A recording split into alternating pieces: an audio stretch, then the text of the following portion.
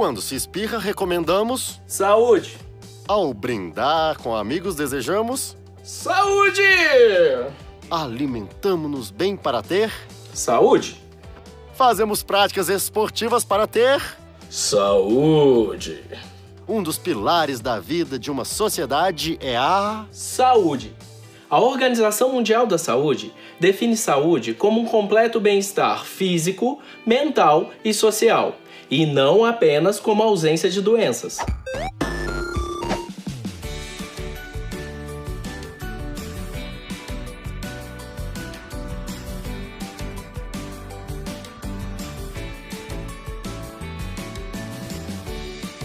Você sabe quem eu sou? Eu sou uma alegoria da deusa da saúde. Eu me chamo Ígia.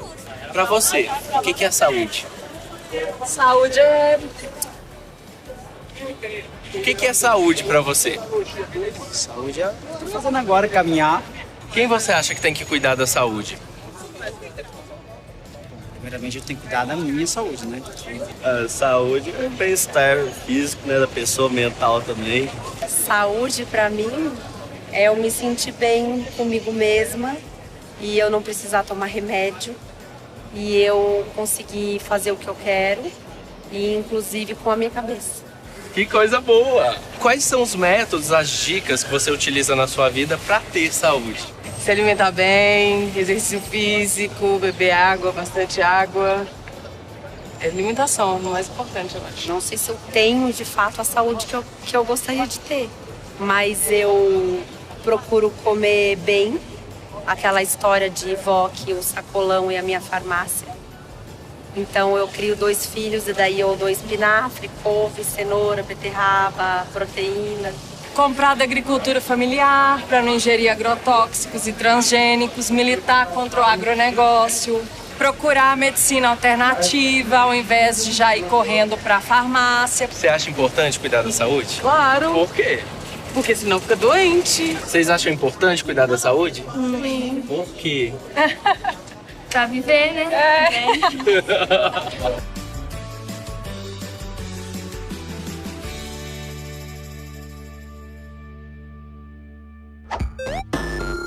A ideia de saúde como qualidade de vida surgiu com a Conferência Internacional sobre a Promoção da Saúde em Ottawa, no Canadá, em 1986. A partir daí, saúde passa a ser entendida como qualidade de vida condicionada por vários fatores, tais como paz, abrigo, alimentação, renda, educação, recursos econômicos, ecossistema estável, recursos sustentáveis, equidade e justiça social. Ou seja, saúde é o resultado das condições de alimentação, moradia, educação, meio ambiente, trabalho e renda, lazer, transportes, liberdade e acesso aos serviços de saúde. TV UFOP, estamos trabalhando por você. Assim, direito à saúde significa a garantia pelo Estado de condições dignas de vida e de acesso universal e igualitário às ações e serviços de promoção, proteção e recuperação da saúde, em todos os seus níveis e para todos os habitantes do território nacional, levando o ser humano a um completo bem-estar de sua individualidade. Saúde, ele é um conceito que ele varia ao longo do tempo, ele não é a mesma coisa para todas as pessoas, né? Ele varia muito em função tanto da questão da inserção social da pessoa, do seu modo de vida, da sua compreensão de mundo.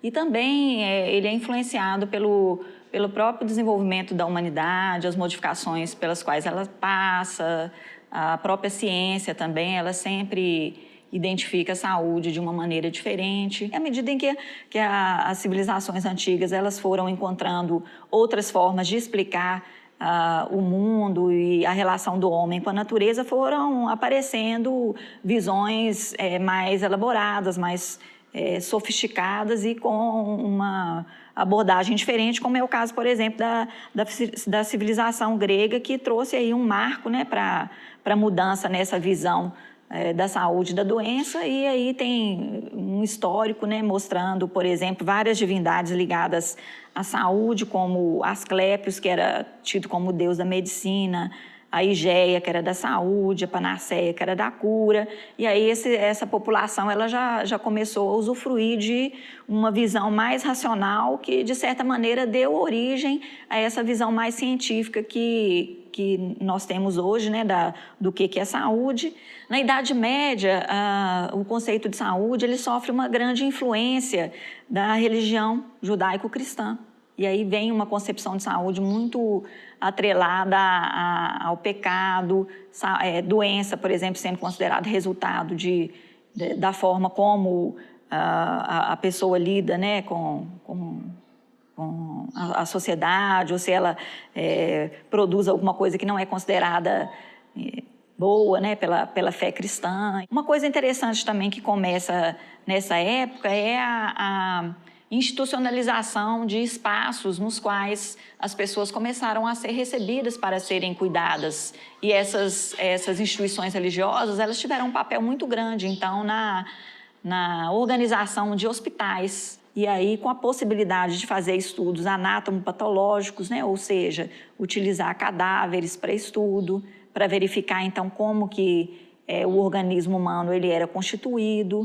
E isso aí modificou totalmente a percepção. A própria Revolução Industrial ela vai trazer um novo contexto com o desenvolvimento das cidades, com a aglomeração de pessoas nas regiões urbanas, né? Então vai gerar uma nova área de estudos, né?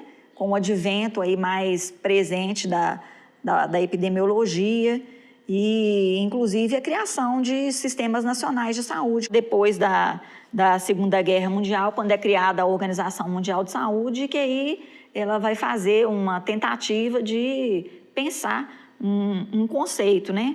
E aí alguns elementos eles começam a ser delineados, por exemplo, a questão do reconhecimento da saúde como um direito e a ideia de que o Estado ele teria um papel no sentido de promover a saúde e proteger as populações dos riscos, tanto ambientais quanto mais gerais, que envolvem a saúde. E aí surge um conceito que todo mundo tem lembrança, né? Boa parte das pessoas já ouviu falar, que é o conceito que a OMS lança nesse momento, de que a saúde é o estado de mais completo bem-estar físico, mental e social, e não apenas a ausência de enfermidade. Nossa cultura ela é muito permeada por esse modelo de assistência à saúde mais curativista, que é esse quando a doença está instaurada, que aí você só se sente doente quando você percebe alguma dor, algum incômodo, né, uma situação mais clara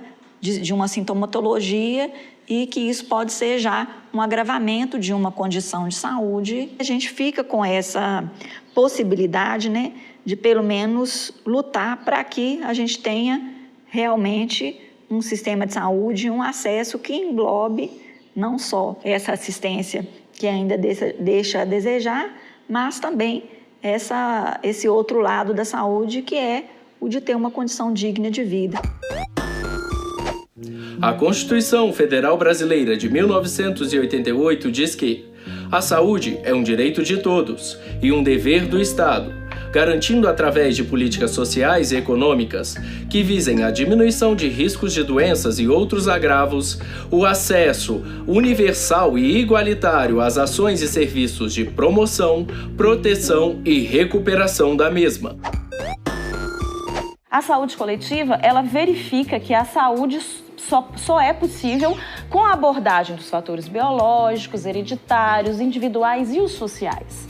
Hoje em dia a gente sabe que vários estudos mostram que as desigualdades sociais elas são muito importantes para o aparecimento de doenças.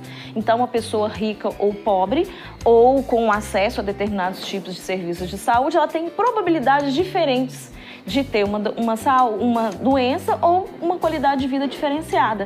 Então, por isso, a saúde coletiva traz essa ampliação do conceito de saúde. Então, saúde é o bem-estar físico, mental, social, né? E a OMS coloca até espiritual hoje, né? E aí nasce o movimento de promoção da saúde, que é o seguinte, não é apenas prevenir, mas a gente precisa promover hábitos de vida saudáveis e também ambientes saudáveis. E aí entra a importância das ações não só de saúde, mas ações intersetoriais.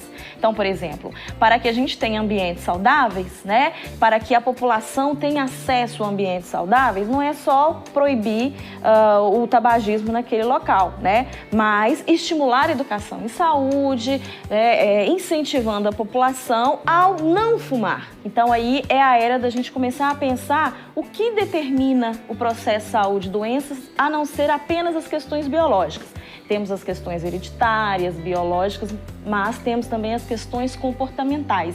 E aí a importância da promoção da saúde. O que é promoção da saúde?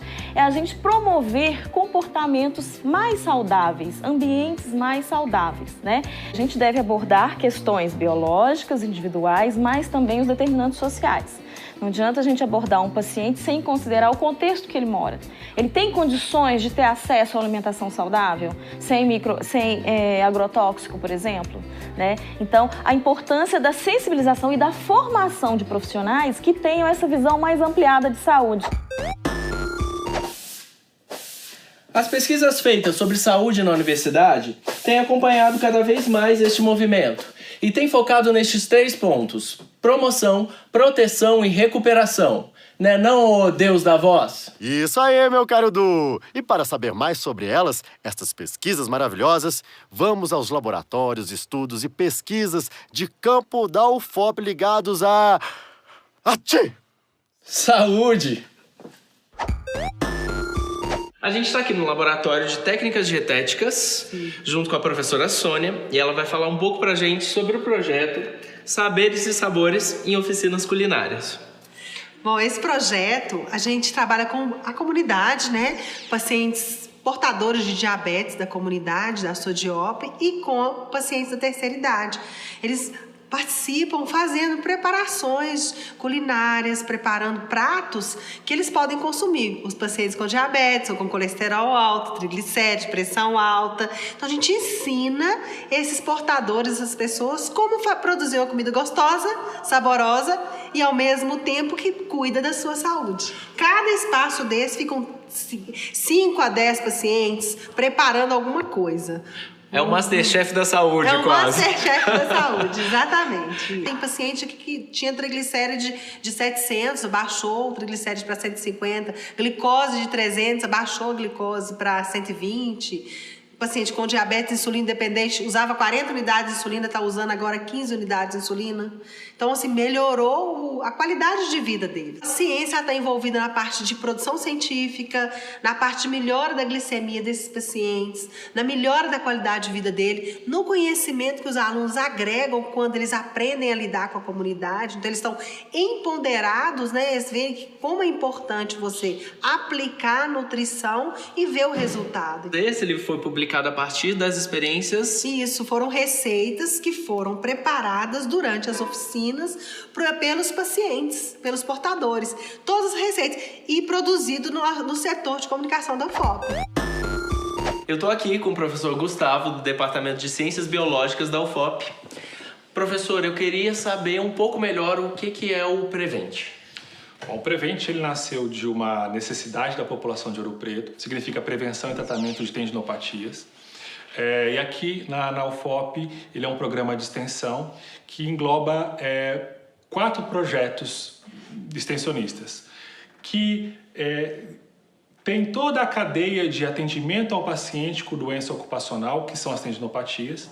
E ele tem esse nome porque o tendão, invariavelmente, em qualquer lesão ocupacional, seja escrevendo, pintando, trocando lâmpada, digitando, vai ter uma alteração do tendão, né, que dá tendinopatia, né, a lesão desse componente músculo-esquelético, mas também de outros componentes, como o próprio músculo, a articulação, os ossos. A minha fisioterapia é baseada em tratamento com laser e ultrassom dessas doenças. Então nós temos um projeto que é chamado de gestão, onde nós vamos fazer todo o monitoramento do paciente desde a sua entrada aqui no Núcleo de Reabilitação Prevent. O projeto acolhimento é quando o paciente acaba de chegar no Prevent, a gente vai determinar se essa lesão que o paciente apresenta é uma doença ocupacional. As tendinites, as bursites, hérnias de disco e assim por diante.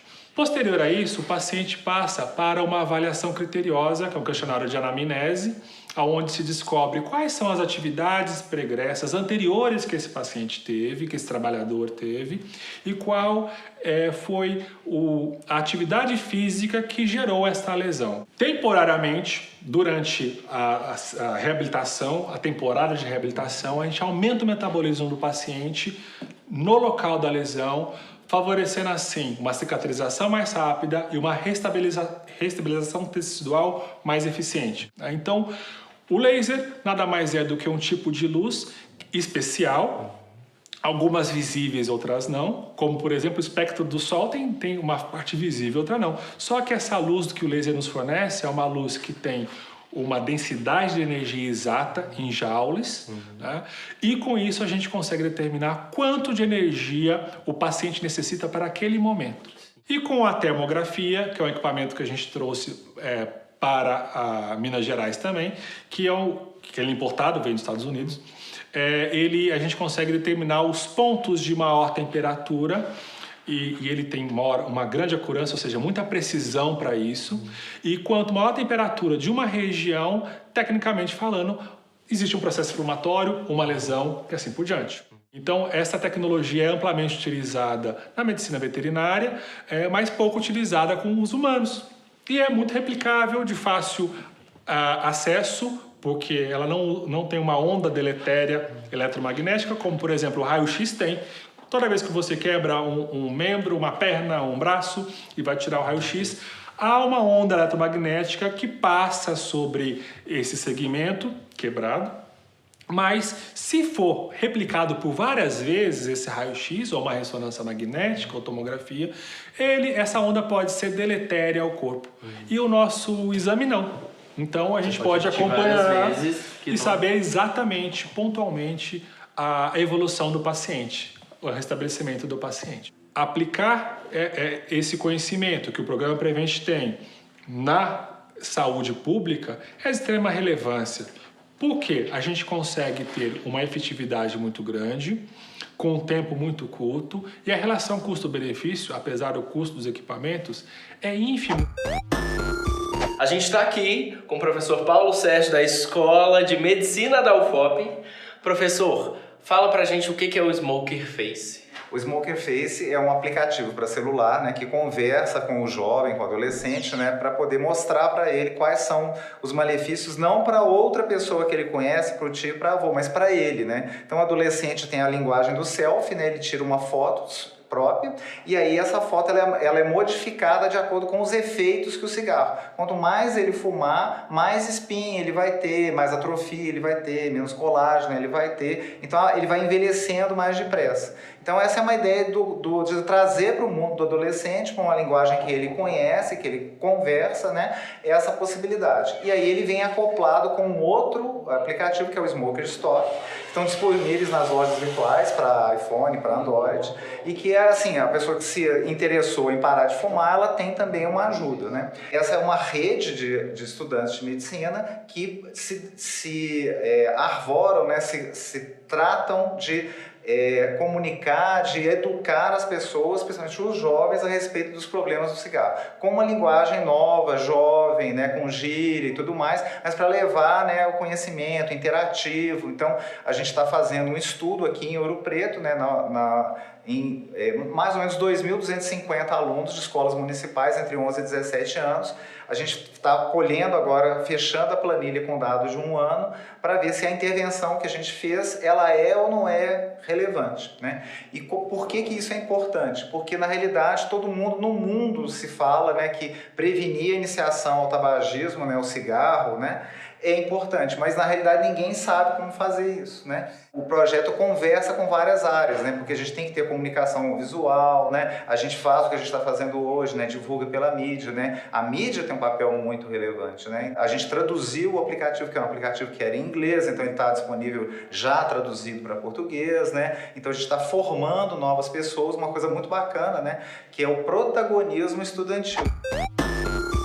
As universidades públicas têm trabalhado em prol de uma sociedade melhor e de uma qualidade de vida que seja de fato acessível para todos. E para isso continuar acontecendo, A continuidade das pesquisas e os investimentos aplicados nelas são extremamente necessários. E lembre-se sempre, saúde é coisa séria. E a sua não depende só do tratamento das doenças já manifestadas, e sim de uma contínua prevenção delas. E nisso, a gente pode ajudar um pouquinho, né? Saúde é o que interessa, e isso exige pressa. Hey, hey, hey, hey. Ele nunca para.